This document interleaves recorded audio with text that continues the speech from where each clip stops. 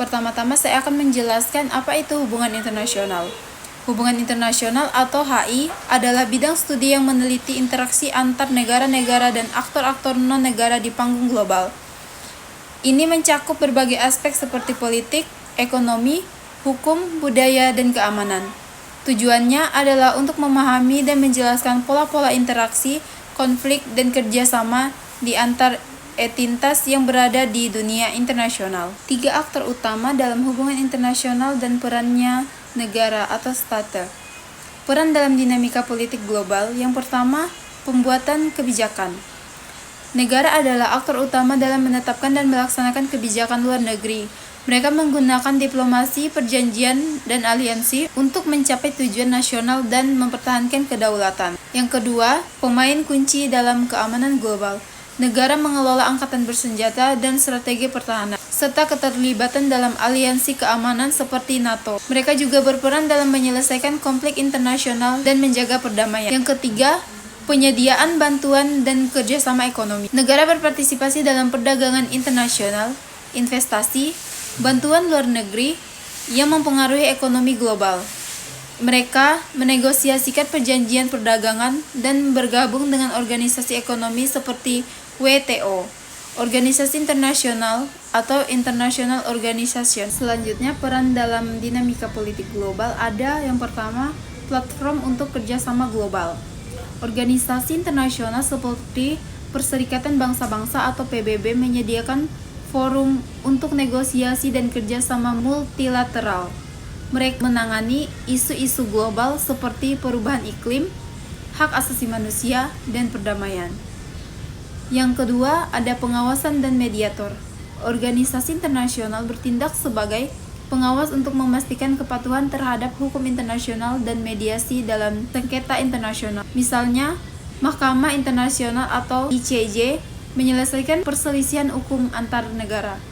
Yang ketiga, penyediaan bantuan dan dukungan. Organisasi seperti Organisasi Kesehatan Dunia atau WHO dan Program Pangan Dunia atau WFP menyediakan bantuan kemanusiaan dan dukungan teknis dalam krisis kesehatan dan pangan. Yang pertama, realisme dan liberalisme adalah dua pendekatan utama dalam hubungan internasional yang menawarkan pandangan berbeda tentang penyebab konflik kerjasama antar negara. Di sini ada perbandingan dan kontras antara kedua teori. Yang pertama, realisme. Realisme berfokus pada aspek kekuasaan dan keamanan dalam hubungan internasional. Teori ini berpandangan bahwa negara adalah aktor utama dalam sistem internasional yang anarkis, di mana tidak ada otoritas yang lebih tinggi dari negara untuk menegakkan aturan. Penyebab konflik realisme yaitu anarkis sistem internasional. Dalam pandangan realisme, anarki menyebabkan negara-negara selalu waspada dan berusaha meningkatkan kekuasaan militer mereka untuk memastikan keamanan, ketidakpercayaan, dan ketakutan antar negara seringkali memicu perlombaan senjata dan konflik.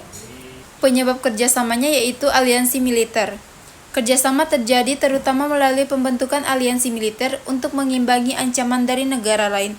Contoh, NATO dibentuk sebagai tanggapan terhadap ancaman Uni Soviet selalu Perang Dingin. Yang pertama, saya akan menjelaskan apa itu globalisasi. Globalisasi memiliki dampak yang luas dan beragam terhadap hubungan internasional. Berikut adalah penjelasan tentang dampak positif dan negatif dari globalisasi. Dampak positif dari globalisasi terhadap hubungan internasional, peningkatan kerjasama ekonomi.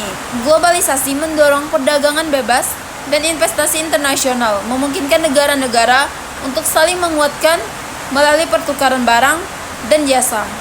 Contohnya, pembentukan blok perdagangan seperti Uni Eropa atau EU dan Perjanjian Perdagangan Bebas Amerika Utara atau NAFTA, yang kemudian digantikan oleh Perjanjian Amerika Serikat, Meksiko, Kanada atau USMCA. Perjanjian-perjanjian ini memfasilitasi perdagangan bebas dan meningkatkan kerjasama ekonomi di antara negara-negara dan anggota. Dampak negatif globalisasi terhadap hubungan internasional yaitu ketimpangan pada ekonomi dan sosial. Soal nomor 4. Pertama-tama, saya akan menjelaskan fungsi diplomasi. Diplomasi berfungsi sebagai alat yang sangat penting dalam mencegah dan penyelesaian konflik internasional. Melalui komunikasi, mediasi, pembentukan aliansi, perjanjian internasional, dan penggunaan lembaga internasional. Diplomasi membantu menciptakan kondisi untuk perdamaian dan stabilitas global. Contoh kasus diplomasi yaitu Kesepakatan Good Friday. Latar belakang terjadinya konflik tersebut, konflik di Irlandia Utara yang dikenal sebagai The Troubles berlangsung selama beberapa dekade, melibatkan kekerasan antar kelompok nasionalis atau Republikan Irlandia yang sebagian besar beragama Katolik dan kelompok Unionis loyalis Inggris yang sebagian beragama Protestan. Proses diplomasi terjadi yaitu negosiasi intensif yang dimediasi oleh Inggris, Irlandia, dan Amerika Serikat, atau termasuk peran signifikan dari Senator George Mitchell, melibatkan berbagai partai politik di Irlandia Utara. Hasilnya, Kesepakatan Good Friday ditandatangani dan yang menciptakan kerangka kerja untuk pemerintah bersama Irlandia Utara, mengatur pelucutan senjata oleh kelompok-kelompok permiliteran dan menetapkan prinsip-prinsip dasar untuk menghormati hak-hak manusia dan keadilan. Soal yang kelima, saya akan menjelaskan apa itu perubahan iklim.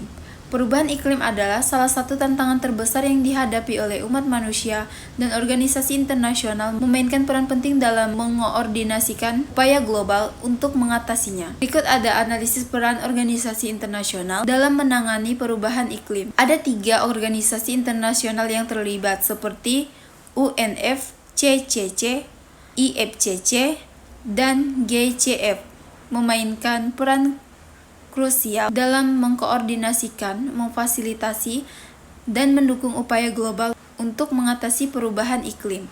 Mereka menyediakan platform untuk negosiasi, penilaian ilmiah, dan pendanaan yang diperlukan untuk tindak kolektif serta membantu negara-negara dalam mengimplementasikan sosial yang efektif dan berkelanjutan.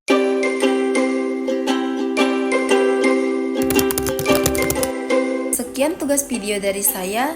Jika ada kesalahan dalam penyampaian kata, saya minta maaf. Sekian dan terima kasih. Bye-bye.